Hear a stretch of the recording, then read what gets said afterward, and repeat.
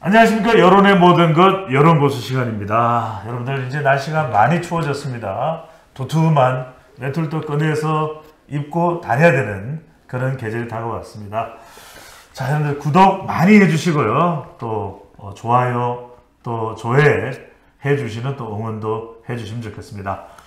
자, 오늘도 조선일보 홍영님 기자와 함께합니다. 저는 배추도사 배종찬입니다. 안녕하십니까? 네, 안녕하십니까? 네, 국민의힘, 더불어민주당 모두 내년 총선 참 중요합니다. 과연 어떤 혁신과 쇄신에 몸부림을 하는가, 시도를 하는가가 중요한데, 국민의힘 혁신부터 이야기를 해볼까요? 또 이제 국민의힘 움직임부터 이야기를 해볼까요? 국민의힘은 지금 김포시, 서울시 편입 이야기도 하고 있고, 또 혁신위는 당을 포용해야 된다, 또 중진들은 불출마해야 된다, 기대권을 내려놔야 된다, 청년 여성들에게 더 많은 기회를 줘야 된다, 이런 또 행보를 하고 있습니다. 자, 일련의 이런 행보들, 그리고 정부에서는 의료 서비스를 확충하기 위해서 의대, 정원을 열려야 된다. 과연 이런 것들이 내년 총선을 바라보는 유권자들에게는, 국민들에게는 어떤 영향을 주게 될까요? 일단 이제 강서구청장 선거가 끝나고 한 달 정도 지났는데, 한 달 가까이 지났는데, 그 사이에 국민의힘은 여러 가지 이슈를 쏟아냈어요. 의대 정원 확충부터 시작을 해갖고. 공매도도 있고요. 공매도는 최근에 공매도, 그리고 이제 중간에 김포 서울 편입을 비롯한 이제 메가시티 관련된 이제 얘기들. 그리고 이념한 혁신위에서는 이준석, 홍준표 등을 이제 징계 취소하겠다.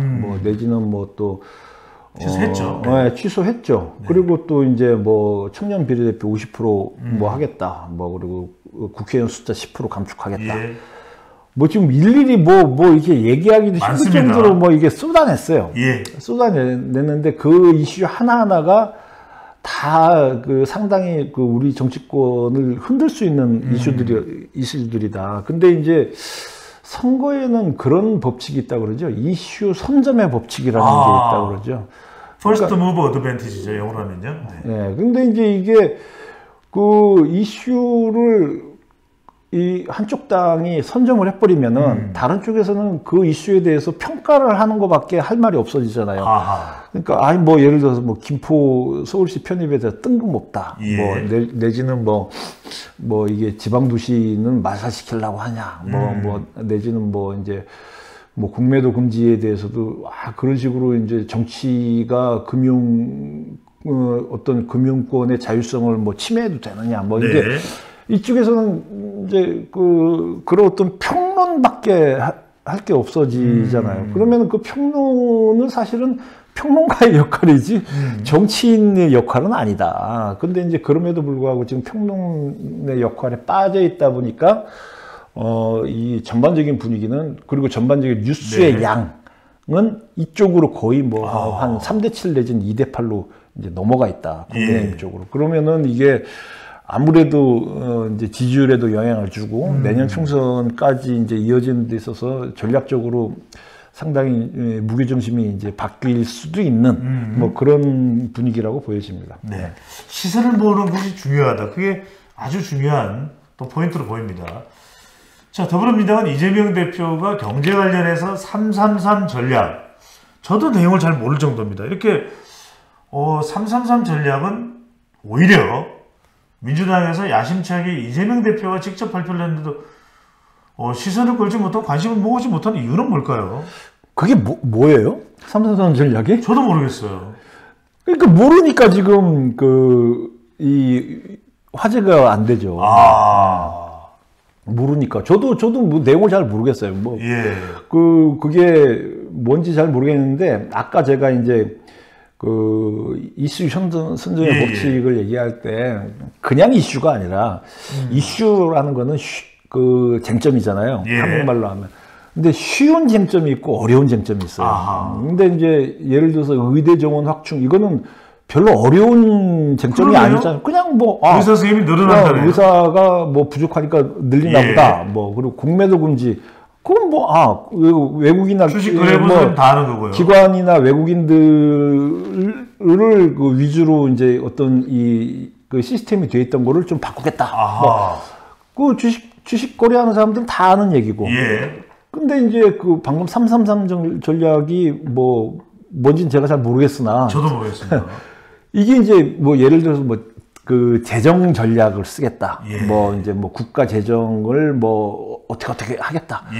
그러면 그때부터 어려워져요. 아. 그런 쟁점이 어려운 쟁점이 된다. 예. 그래서 이제 이슈 선점을 하더라도 이게 이제 알아듣기 쉬운 이슈, 손에 잡히는 이슈. 예, 그런 이슈로 이거를 가라라고 하는 거지. 네. 그러니까 예산 편성을 어떻게 하겠다. 그래서 건전 재정 대 확장 재정의 문제로 이슈를 끌고 가겠다 그러면 예.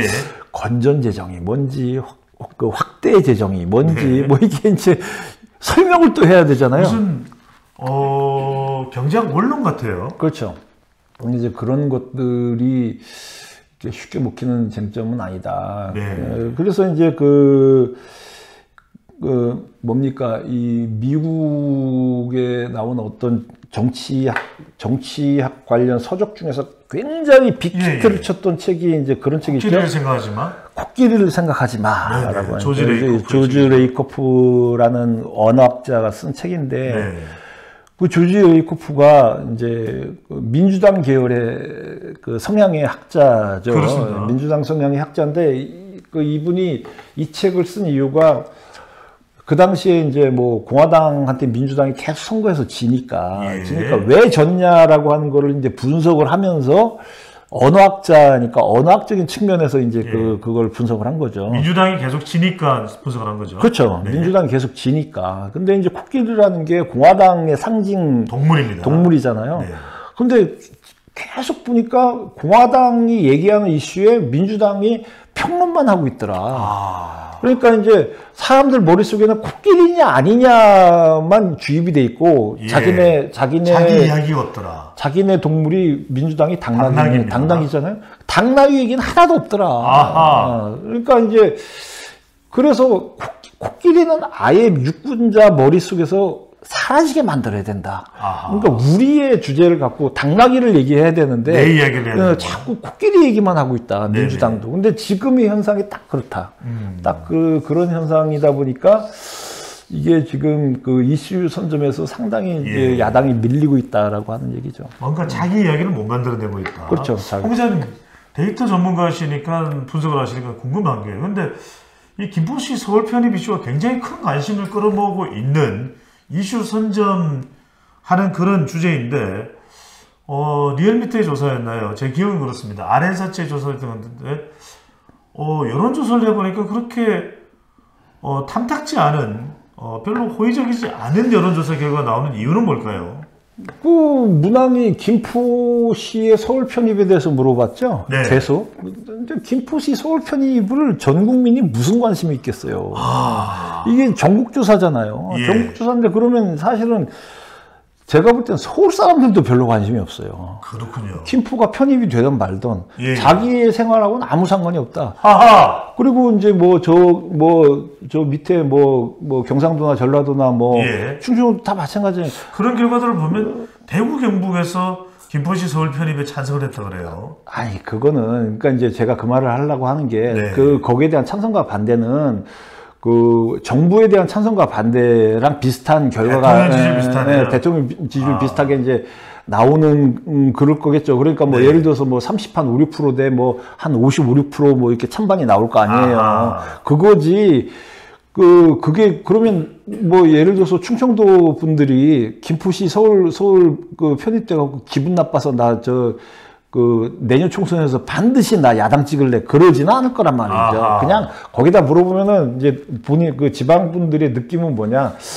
아니 우리 쪽도 뭔가의 좀 어떤 그 행정체계 개편이나 이런 걸 통해서 우리 쪽도 좀 개발을 시켜주지 왜 김포만 혜택을 주지?라는 그런 어떤 좀 짜증나는 반응이라든지 그런 게 있을 수 있죠. 근데 이제 문제는 뭐냐. 지금 김포시 하나로 이렇게 이제 화두를 던졌지만 지금 여권에서는 이거를 시작으로 영남권, 뭐 부산권, 뭐 충청권, 그 호남권 이렇게 전국적인 메가시티 전략이 메가시티 패러다임입니다. 메가시티 전략을 후속 작업으로 지금 나오고 있단 말이죠. 예. 나올 거다라고 하는 게 이제 전반적인 예상이란 말이죠. 그러면 그때 가서는 민주당이 뭐라고 이걸 반발을 할지. 근데 이제 최근에 이제 이재명 대표가 한 말이 있어요. 예. 이재명 대표가 한 말이 있는데 이게 좀 재미있는 게,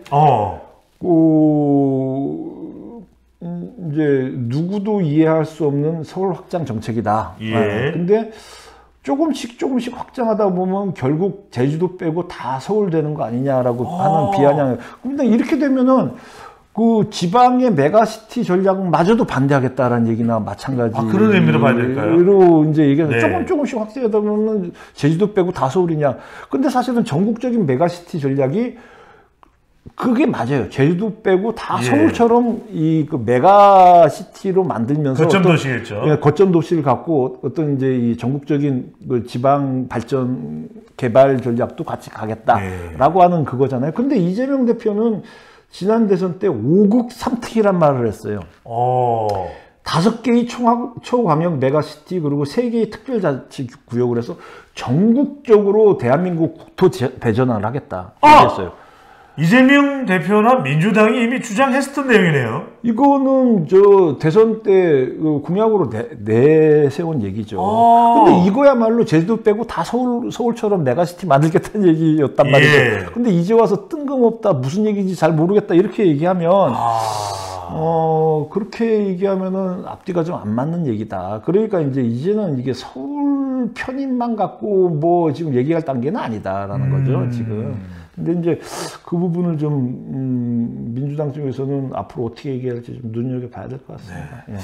자, 선거는 이슈를 먼저 선점하는 쪽이다 라는 이야기가 있을 정도로 이슈 선점은 중요해 보입니다. 국민의힘이 주도하고 있는 김포시 서울 편입에 대한 관심이 뜨거운데 과연 선거에 어떤 영향을 줄지 앞으로도 눈 부릅뜨고 지켜보도록 하겠습니다. 고맙습니다. 네.